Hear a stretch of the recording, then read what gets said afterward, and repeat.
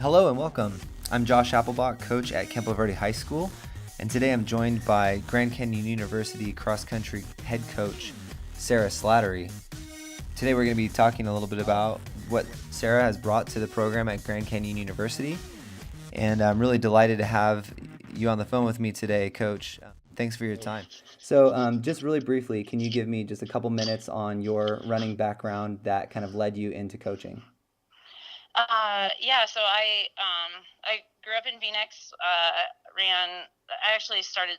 I was involved in swimming for 12 years, swim club, and started running the end of my freshman year for track. I swam during that fall season, Mm-hmm. and then after that track season, committed fully to running, and ended up being a 10-time state champ in cross country and track, and went on to the university. And I was a junior national champ in the 3K, and also made Foot Locker, and went on to University of Colorado Boulder. Mm-hmm. I was a 4-time national champ, 2 for team and 2 individual titles, and then ran professionally for 8 years, and moved back to the Phoenix area 2000 or 5 years ago. I was pregnant with my son, and we wanted to be closer to family, and had my son, and then I ended up running the Olympic trials for track and qualified for the track and the marathon, and had my daughter, and then ended up getting offered the position for. They lost the head coach at Grand Canyon University for distance, and was offered the position. And Kelly was like 4 months old, and so, but I couldn't pass up the opportunity. It's something I had worked with the CU team, volunteered, and really had a passion to work with athletes, because I had such a great college and running experience in general, that I wanted to be able to give that back to other athletes. So we're building the program. We were Division II, and now just switched to Division I, and it's really exciting to build a Division I program in my hometown. And it's difficult, but very satisfying. Yeah, definitely. So let me ask this, just kind of taking a little sidestep here. Would you say that for you in coaching, that the work that you've done with coaches who coached you, how much of an influence does that make on the approach that you take to coaching? Assuming that you worked with the legendary Mark Wetmore. Yeah, so it makes a huge impact. I think about those things almost every day when I'm working with athletes. I definitely have my own personality and spin on things, but in terms of training and and and just dealing with athletes, all the coaches I've worked with Mark Wetmore, Jason Drake, who's now the interim head coach at University of Washington, um, Ricky Sims, who he was my manager, and has worked with Mo Farah. He coaches a lot of the Kenyans. I had Terrence Mann, Dan Paff. So I've worked with a lot of really good coaches, and I've definitely used a lot of my knowledge from those coaches in the way I approach my athletes. Yeah, so then can you kind of take that and wrap that into a little package for me about what your training looks like for the kids that are coming in from high schools, working their way into that college level, kind of making that jump forward? How do you piece together the many influences that you've had into, what makes what you do at GCU unique to you as a coach? So that feels like a big, huge, multifaceted question there, but essentially, can you kind of talk me through the what it looks like to train, run with, be coached by Coach Slattery, and how those little pieces from different coaches all kind of fit together? As far as the training goes, in every program I've worked with, be it Terrence, Coach Wetmore, Ricky, the biggest component is strength, and that's really what I emphasize in my program. Especially like for guys, it's a huge jump from high school to college. You're going from cross country 5K all the way up to 8K, 10K. Mm-hmm. So the strength is huge, and so we do the long run. Like we do 3 workouts a week, and it's typically, and most of the programs that I've been involved in have the same schedule, but it's some sort of interval workout. We do Tuesday. We do a medium distance run Wednesday. We do some type of tempo Friday, whether it be long intervals or it's some type of threshold workout. And then our long run is another one of our workouts and is emphasized, and that's really emphasized in our training. So building the kids into that, I try not to increase their mileage more than 10% coming into it. So I'll have athletes anywhere from, I have quite a few coming in at like 30 miles a week, all the way up to my highest mileage kid coming in this year is like 60. So I try to transition them to where I think there's a certain threshold you have to run. But this is on the men's side, Mm-hmm. the certain threshold that you have to run to be competitive at that next level. But the main thing is you have to get to the starting line healthy. So Sure. Yeah. so I try to be smart about getting them, increasing their training load as they move from high school to college, and then it's personalities and getting to know those people. And I think that's one thing I learned from Coach Wetmore is he had his master's in psychology, and he was very good at he didn't bullshit you on where, I probably shouldn't say that, he didn't BS you on where you were.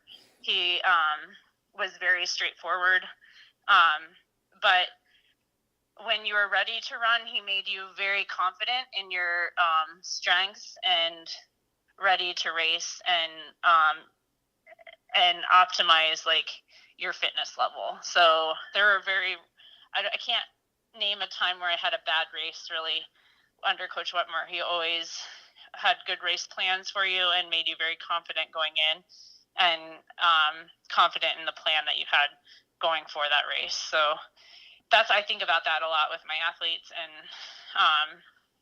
and getting to know them, because there's a lot of different personalities and you have to find out what motivates people and makes them what drives them and gets them the most out of that person. Yeah, sure. I mean, that's definitely the art of what we do, you know. Yeah. The science of it might be sitting down to like write workouts, plan out the season. We'll do this here, we'll do that there. Here's a rest day, whatever. But the art of it really comes down to that interpersonal approach that you're talking about, knowing each person, knowing what they need, because everyone's maybe going to need something different. Yes. On a high school team, you've maybe got 35 to 65 kids. Knowing all of them is actually really difficult. Do you find that it's Yeah. a little bit easier at the college level? Yes, I think in the college level, even there, like, it's hard during track season when you have, you got mid-distance, distance, steeplers, all the different people going, and making sure you're giving everybody attention. Yeah. And figuring out, are they stressed out today? Are they tired? What's going on? How do I modify this? Right. Without how do I modify it for this person without throwing everything off for the week? And yeah. So yeah, I think it's definitely a lot easier than 60 people, but you still, I think, to some level, you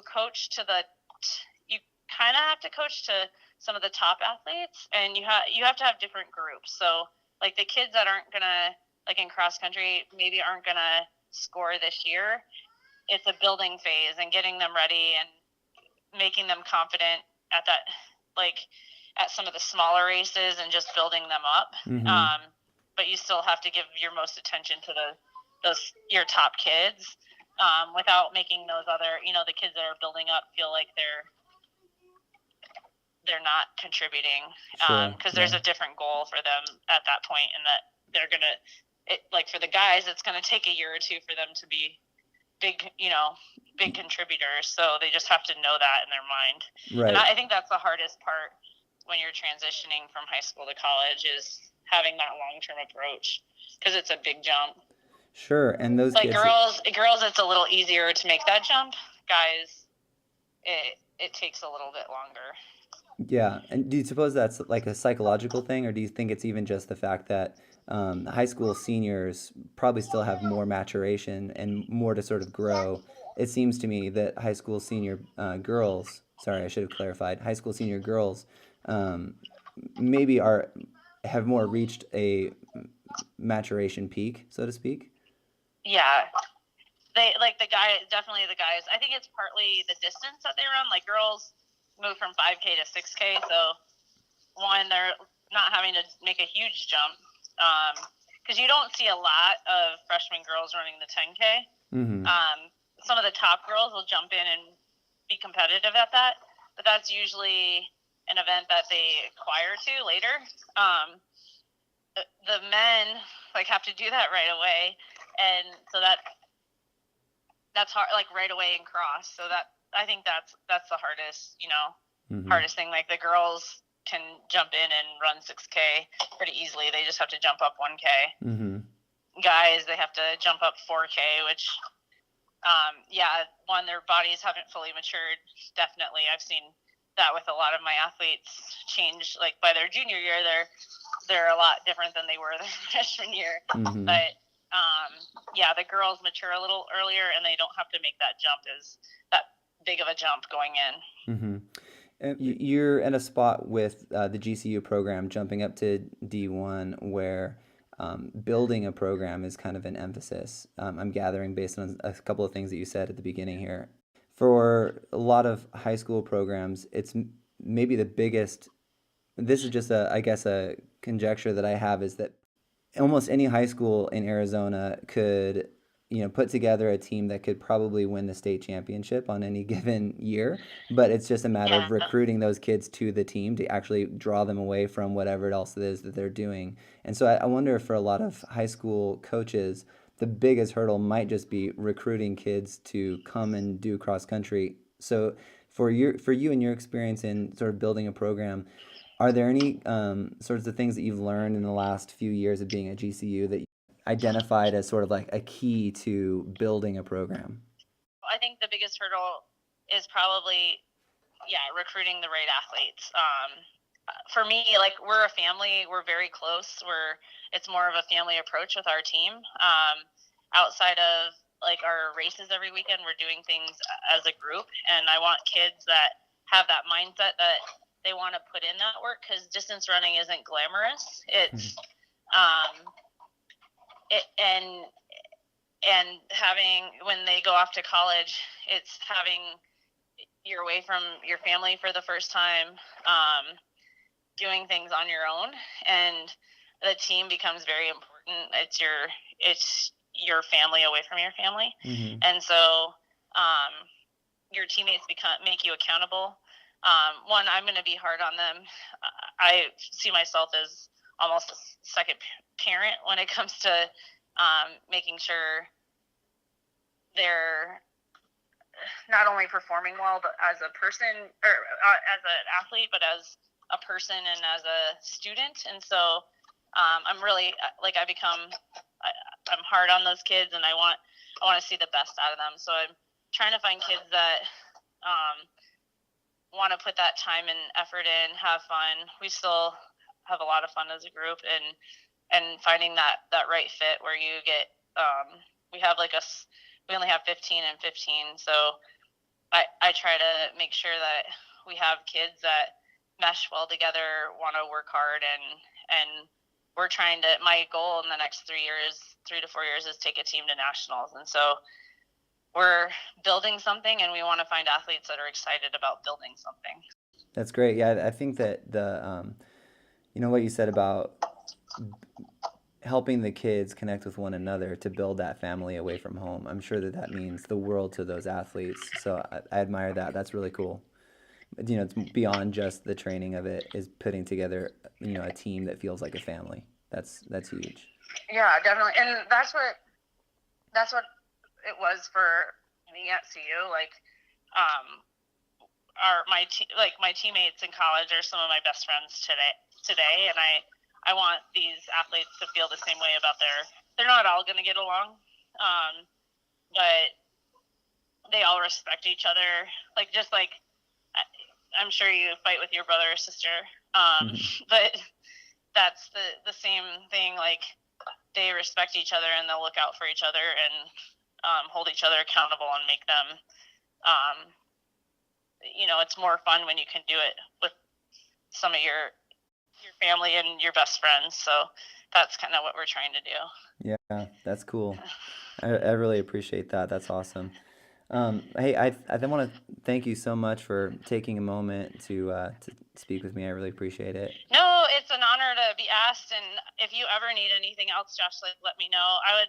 I think you're doing a great job at Campo Verde, and yeah, I'd love to have one of your athletes, and hopefully we can get one on campus soon. Yeah, I would love that. Go Lopes. Yeah, thanks a lot, Josh.